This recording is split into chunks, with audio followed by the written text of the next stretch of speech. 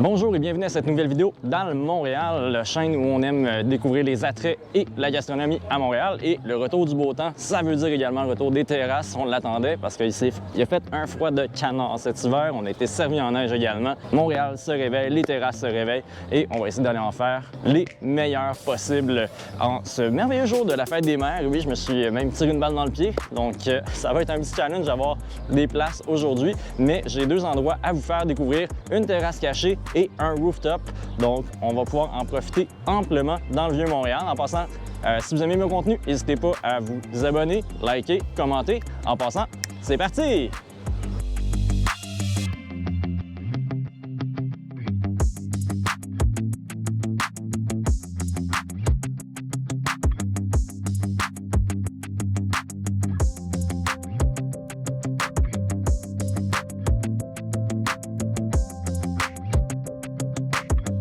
Le restaurant est très bien affiché ici, mais c'est une façade. On peut même pas y rentrer. Il faut trouver l'entrée secrète, que bon, qui n'est pas si secrète que ça, mais qui est dissimulée sur la place Jacques-Cartier. C'est quand même assez facile à trouver, mais il faut chercher quand même un petit peu. Et bien évidemment, il y a une affiche qui nous indique où est le Jardin Nelson et son entrée cachée, parce que quand même, il faut que ce soit attirant. Mais les gens remarquent surtout la terrasse frontale et pensent que c'est un restaurant intérieur. Et c'est vraiment le couloir sur le côté qui nous amène à la grande terrasse arrière, la terrasse cachée. Je suis bien content de vous présenter le Jardin Nelson parce que j'ai un attachement particulier, mais surtout parce que sur leur site web, ils osent, et c'est ce qu'on va découvrir aujourd'hui si la réputation vaut la peine, ils osent se prétendre la plus belle et la meilleure terrasse de Montréal. Je vous dirais qu'au départ, l'installation qu'ils ont fait avec les parasols géants et tout, et la musique jazz dans le cadre de la cour intérieure du Vieux, c'est particulièrement intéressant. Reste à savoir si les rafraîchissements et la nourriture valent le détour, parce que reste qu'on est dans un endroit assez touristique, donc des fois on s'attend à des surprises ou des moins bonnes. Comme vous pouvez l'entendre, il y a énormément d'ambiance de par la musique live qui est jouée et que c'est une des plus grandes terrasses. On parle ici de la maison Cartier qui a été construite dans les années 1812-1813 et qui a été améliorée au fil du temps. C'est dans la cour intérieure, un peu cloîtrée par les autres bâtisses, qu'on se retrouve sur une immense terrasse à plusieurs niveaux. Comme le fait que c'est cloîtré à l'intérieur de différentes bâtisses, ça fait que c'est quand même assez bruyant, donc le volume de voix doit se faire aller un petit peu. Qui dit terrasse dit rafraîchissement, et évidemment, par cette belle journée ensoleillée, on va se désaltérer. Ce qui est intéressant au Jardin Nelson, c'est la sélection un peu atypique de sangria, et il y en a une que j'aime particulièrement. Bon, à noter qu'il y a melon, pêche, vin blanc, vin rouge, et surtout Porto, que je me fais un plaisir de déguster à chaque fois parce que j'ai un attachement quand même particulier à cet endroit-là. C'est un des endroits où j'ai encore l'habitude d'amener ma femme régulièrement en saison estivale. Par contre, on venait pour le déjeuner, chose qui n'est plus possible aussitôt qu'on le faisait. On arrivait aussitôt que 8 heures, comme ça on avait le Vieux-Montréal pour nous tout seul presque. Et maintenant, ils ouvrent à 11 heures, qu'on peut venir quand même bruncher. Et petite preuve qu'on est dans un endroit assez touristique, voire excessivement touristique, c'est le napperon qui va prendre la peine de dire bienvenue dans toutes les langues possibles et imaginables, mais ça nous rappelle dans quel cadre on est. Tant il est beau et tant il peut être surexploité également. Côté nourriture, c'est excessivement varié pour essayer de plaire au plus grand nombre. Parfois, ça a ses bons côtés. Parfois, c'est sûr qu'on ne peut pas avoir la maîtrise de tous les plats qu'on sert. Où ça vient se démarquer, en fait, c'est une crêperie en bonne partie. Donc, la carte de crêpes est très vaste, très large pour amener des ingrédients intéressants dans chacune de leurs recettes et avoir une certaine profondeur. Merci beaucoup. C'est le seul moment où le restaurant est ouvert, c'est pendant la saison des terrasses. Donc, pour l'étirer au maximum, c'est une terrasse chauffée et évidemment des plats réconfortants en fin de saison, mais c'est sûr que ça vient aider à étirer un peu la saison et à réchauffer les convives. Et je vais me laisser tenter pour vous montrer un peu leur spécialité par une de leurs crêpes, soit celle rable de lapin, une pâte de froment, rable de lapin, champignons de Paris, fromage cheddar, mozzarella, sauce moutarde et crème au vin blanc. Assez appétissant, surtout aussi porter un toast à l'été qui revient à Montréal. Santé!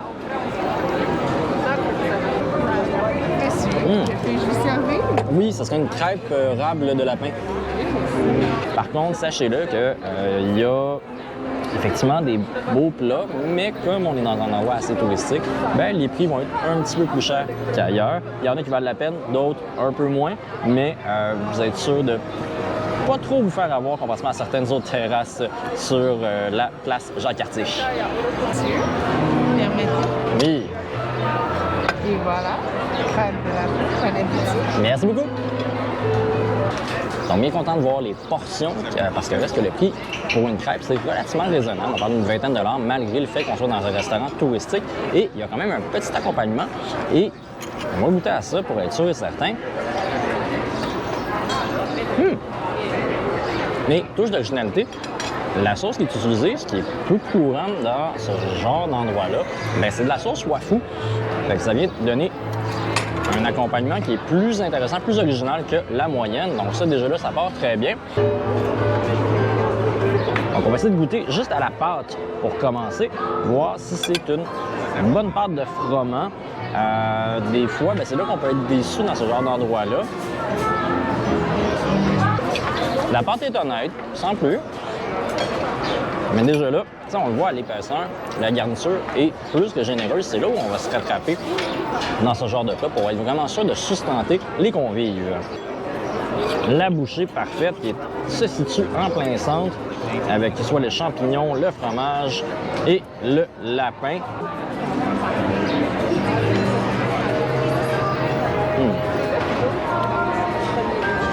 Le goût de la viande est vraiment intéressant. La viande est zéro sèche, très bien cuite. Le fromage amène le côté onctueux qu'on aime bien. Sauce, dans cette bouchée-là spécifique, alors que je suis en plein centre, il n'y en avait peut-être pas nécessairement beaucoup. Overall, une bouchée plein centre cochonne un petit peu. C'est très, très bon. Donc, je vais, en fait, je vous laisser un petit peu là-dessus au Jardin Nelson parce que je vais profiter moi-même de mon plat pour la prochaine demi-heure en privé, ça ne me dérange pas trop.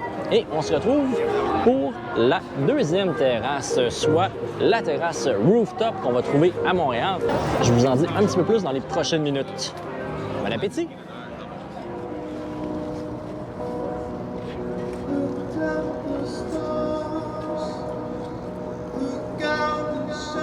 Je vous amène maintenant à notre terrasse rooftop. J'ai essayé d'être un petit peu plus original parce que dans le vieux, il y en a et on les voit même de la place Jacques-Cartier.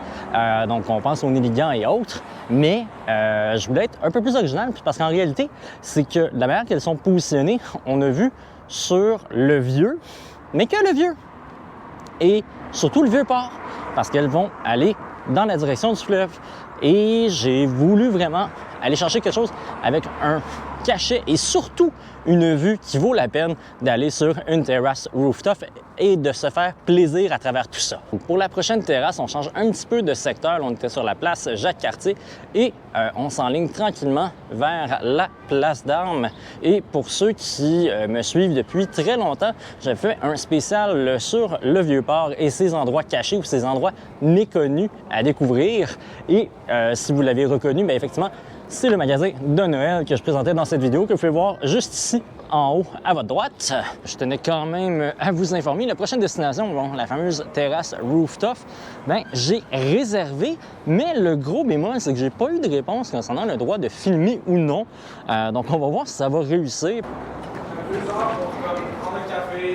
Merci. 15 minutes.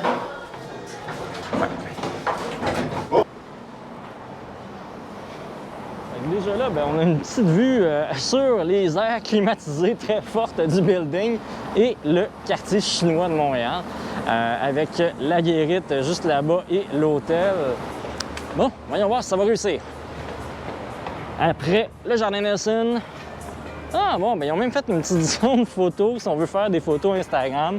C'est quand même très cute. À mon avis, ça doit être aménagé quand il y a plus de crowd. Pour l'instant, c'est assez tranquille. On commence déjà à avoir de la musique. Et on voit le pont Jacques-Cartier quand même au loin. L'hôtel de ville, ça s'en vient mieux, mais de mémoire, ça va être vraiment ici que ça va s'améliorer. Merci beaucoup. En fait, je te prendrais un Summertime, s'il te plaît. Oui. J'ai l'autorisation de filmer.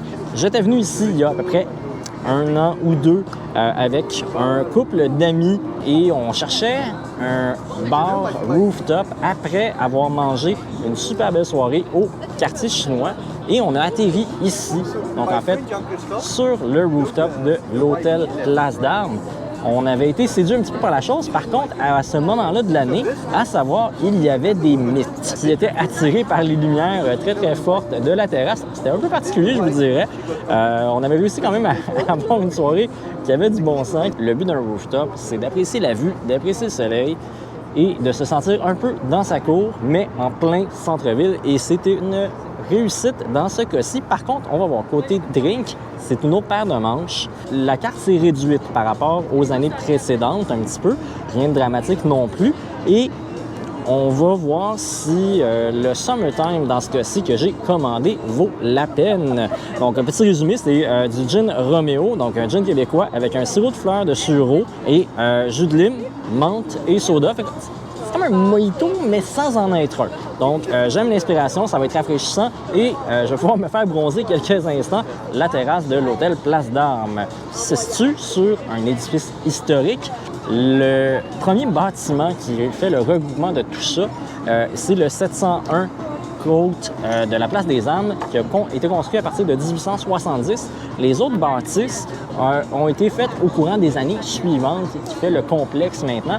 Et depuis à peu près 2000-2002, ça a été racheté parce qu'au départ, c'était des banques qui ont fait faillite avec le temps.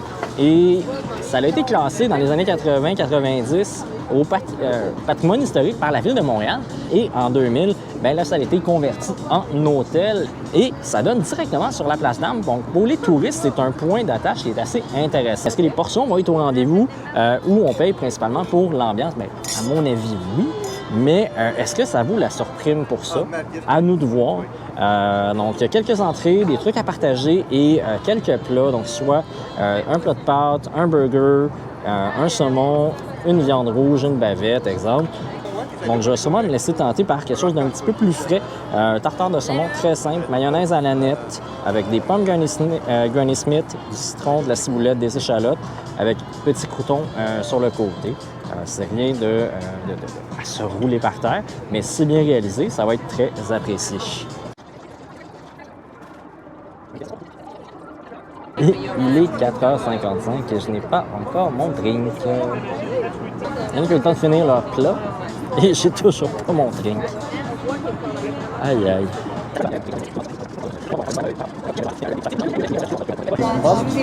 Parfait, c'est bon. Puis je commanderais le tartare de saumon en entrée, s'il te plaît. Donc déjà, quand quelqu'un dit « je t'ai pas oublié », c'est que je t'ai oublié.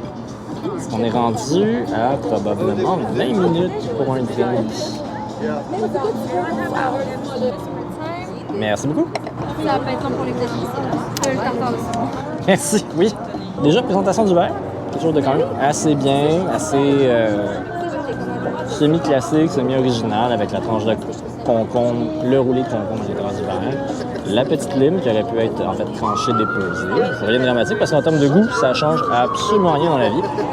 Et déjà, il y a beaucoup de glace pour un verre. Le verre de vin est bien rempli, mais il est bien rempli de glace.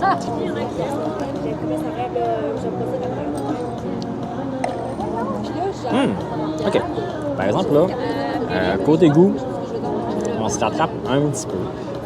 C'est pas exactement un gin tonic à proprement parler, parce que la liqueur de sureau ajoute un sucre qu'il n'y a pas nécessairement dans un gin tonic ou qui est amené par le tonic en lui-même. Là, on a vraiment le goût du sureau qui ressort plus, sans avoir nécessairement le fort goût d'alcool qu'on aurait en prenant un gin pur, par exemple.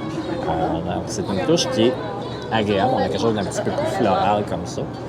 Très agréable, fruité, floral, comme ça. OK, donc côté drink, bien séduit. Reste à savoir, là, j'ai pris une gorgée puis j'ai quand même enlevé 1 cm du verre. Donc ça me donne une idée de la quantité de glace qu'il y a dans le verre en question. Aïe, aïe, aïe. Donc présentation, je dirais, correcte pour un tartare, bien réussi, bien réalisé, avec petite verdure et autres. Je vais donc attaquer le tartare. On va voir ce qu'il a dans le ventre après s'être fait attendre pour le drink, un peu moins pour le tartare. Comment on peut s'y attendre, c'est le goût du saumon qui ressort et le goût de la nette. La pomme, on la perd un peu. Par contre, on a le croquant et on a la texture en bouche qui vient agrémenter le goût parce que sinon, ça serait assez homogène. Donc, c'est un tartare correct. Est-ce qu'il y a quelque chose de spécial? Pas nécessairement, mais pour 16 $ une entrée, dans un format très correct, ça passe. Un peu déçu par la prestation de service que j'ai eue sur la terrasse Place d'Armes, en haut de l'hôtel Place d'Armes. Petit conseil en passant pour les touristes qui veulent réserver un hôtel, réservez pas votre chambre au 8e étage parce que ça donne directement sur l'ascenseur qui amène à la terrasse. Donc ça peut être assez passant jusqu'à même 3 h du matin quand ils sont ouverts en belle saison. Donc petit conseil, évitez le 8e étage. L'autre chose, je vais mettre ça sur le début de saison. Ça fait 3 jours à peine qu'ils sont ouverts. Le service a été laborieux à plusieurs égards et même ça a été long en réalité, vous l'avez vu. Et la serveuse s'est même fait former par un client pour ouvrir une bouteille de vin avec son propre débouche-bouteille. Ça fait que ça donne une idée. C'est difficile pour les restaurateurs, pour l'hôtellerie d'avoir du personnel, mais quand même de les former avant, ça n'aurait pas une mauvaise idée, je vous dirais. Donc un peu amer par rapport à ça, beaucoup moins amer par rapport à la visite du jardin Nelson, qui a toujours son cadre magique, sa musique et également une carte qui est agréable, qui est le fun, qui est bien travaillée en plus, bien pensée, quoique reste que c'est un endroit qui est très touristique, mais au moins on comprend pourquoi les gens veulent y aller. Donc un bon 8,5 sur 10 pour le Jardin Nelson. À cause du service, j'aurais donné 6, je vous dirais, à l'hôtel Place d'Armes. Sinon, à cause de sa vue, sa nourriture qui est bien, ses drinks qui sont corrects, j'aurais été vers un 7. Mais là, je me maintiens à un 6 compte tenu du service qu'on a eu en début de saison, en espérant que ça s'améliore au courant de l'été pour que vous puissiez en profiter à votre tour et en profiter de la vue qu'elle offre qui va être vraiment incroyable. Que ce soit de jour, de soir, vous avez de quoi à regarder. Et si vous êtes plein nord, petit conseil, parce que vous allez entendre énormément l'autoroute Ville-Marie. Donc, essayez de vous tenir côté sud de la terrasse et comme ça, vous allez avoir quelque chose avec un petit peu plus de quiétude. Comme toujours, si vous avez aimé mon contenu, n'hésitez pas à vous abonner, à partager, à commenter, à liker. Ça fait toujours plaisir. Merci. Ciao!